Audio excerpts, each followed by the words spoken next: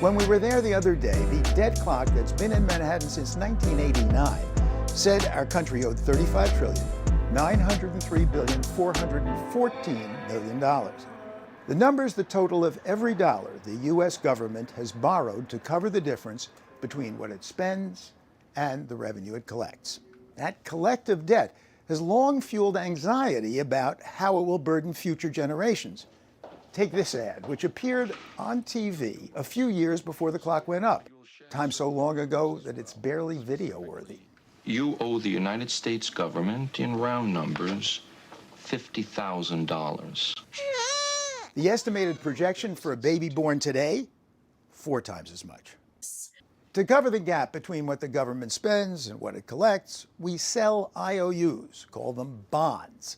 About a fifth of our debt is held by different parts of the government itself, while the rest is held by the public, which includes foreign governments, investors, and folks like you and me. We rely on this debt to help fund the government. In 2024, that included about $4 trillion on benefit programs like Social Security, Medicare, and Medicaid, and nearly $2 trillion on defense and basically everything else. In all, the U.S. spent $1.8 trillion more than it took in, contributing to a national debt that we've been building on and off since the country's founding. Our debt relative to our income has doubled in the last 20 years. It has quadrupled since 1980. We borrow very promiscuously, particularly during the financial crisis and during the pandemic. In fact, as things stand now, we owe about as much as all the other large advanced economies put together. Things stand now, we owe about as much as all the other large advanced economies put together. More than $890 million a day. That is how much the war against Iran is costing American taxpayers. That big number comes from the Center for Strategic and International Studies. Now, the Department of Defense is not releasing a whole lot of details or specifics about what it is spending. So what these analysts did was take the actions they know that are going on and compare them to normal congressional estimates. That's how they came up with these numbers. So what do we have?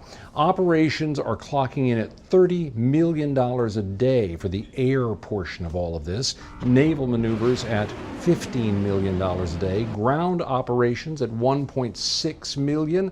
All those explosions, the bombs, missiles, artillery, about $1.5 billion in just the first 100 hours.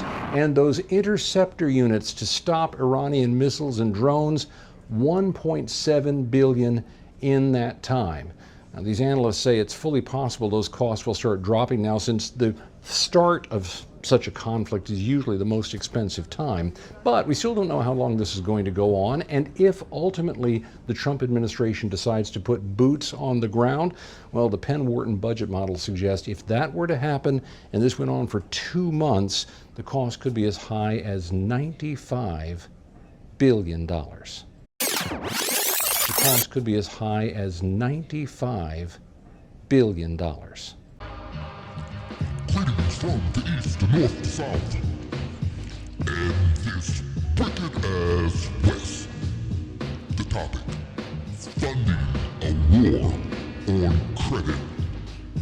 The questions: why you think a nation that is $40 trillion in the hole can afford to fight a war? Let's get into it. I'm your host. I am the one. Here's what I think. According to them, this nation is $40 trillion in a hole. Why in the world would any nation buy American bonds? Well, if you know anything about the petrodollar, they are forced to use the dollar. But now, of course, things are changing. You have a nation that's $40 trillion allegedly in a hole. But you tell me, how in the world could they afford another war? It doesn't make sense. I think the typical American is in debt. You know, credit card debt, car debt, housing debt, whatever. But the lenders, they decide, well, you know what? You are a credit risk. So therefore, if I use wise judgment, I'll scale back lending you money. The thing I would do is to make a good assessment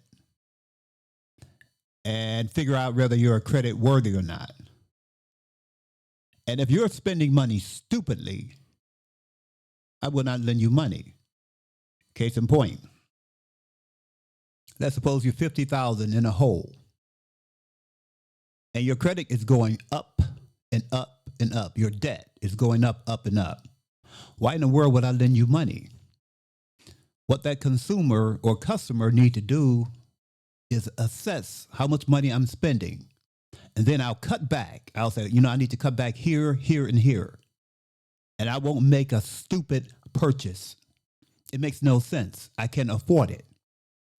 But this country, oh no, it spends money as if it's a water fountain. The thing is, they'll turn on a sprout and just continue to spend. Eventually, they're going to realize that paper dollar is totally 100% worthless. Every single nation now is scratching their head saying, wait a minute, I better rethink myself before I get involved with the Americans, because their word doesn't mean nothing. They would rather bankrupt every other nation to continue these long, worthless wars that's very, very expensive. Now, here's my last point. The costs of the war. Let's suppose you are making a $30,000 missile and you spend $1.5 million to defend that missile, your interceptors. You do the math. Let's suppose you shoot 4 $50,000 missiles. 4. So roughly that's 200,000, give or take. Okay.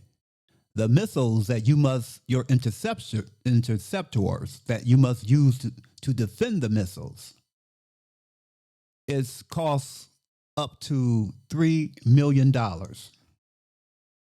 You do the math.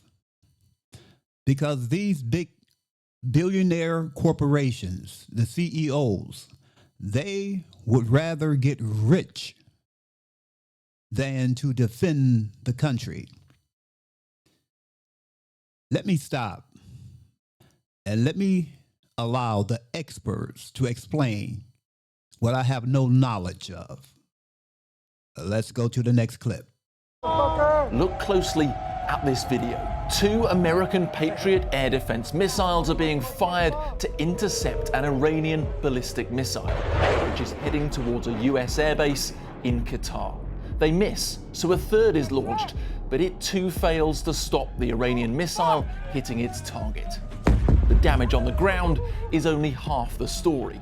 The combined cost of those 3 Patriots is $12 million, 6 times as much as the Iranian projectile.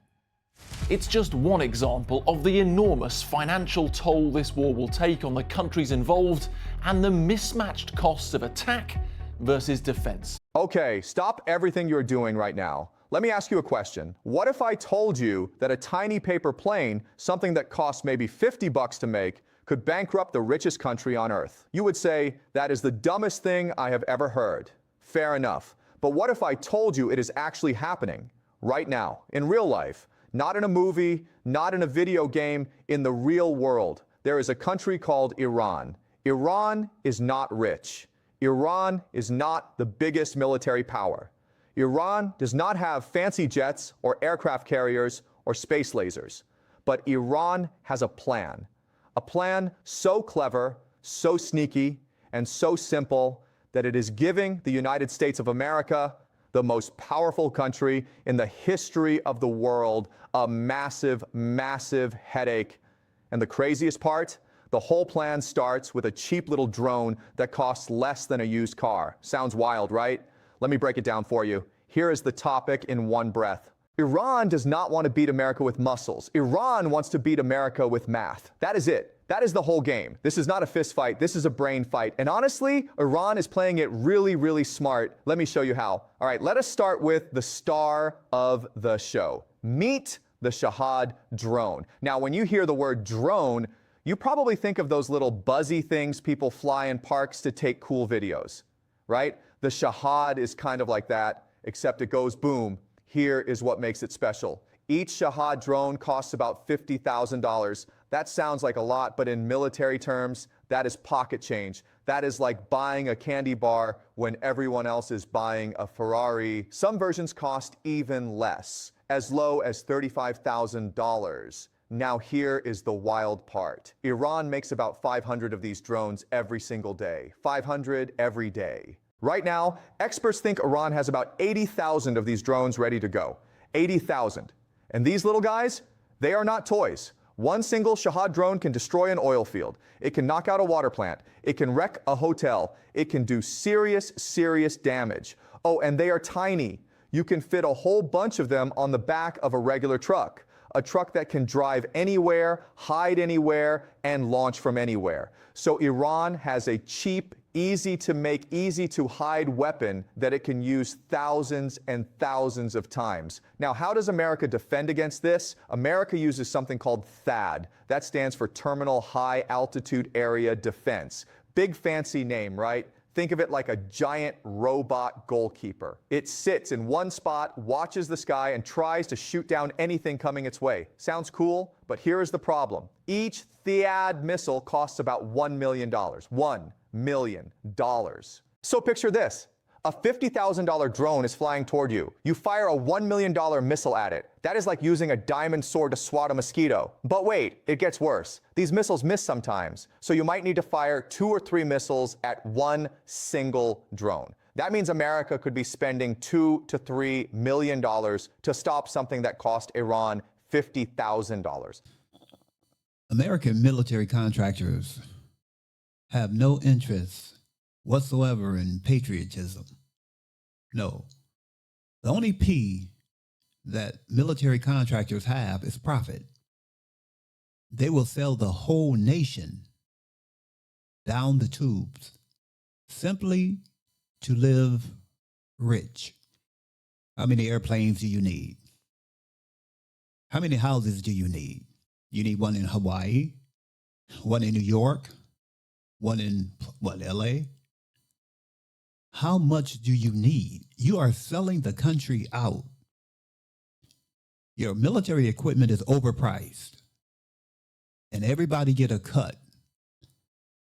And the other nations that will come against you have a sense of patriotism, nationalism for their own nation. And a handful of one percenters that control most of the military contracts, they are in business simply to make money. This video is running a bit long. Let me go to the final clip, and I'll be back.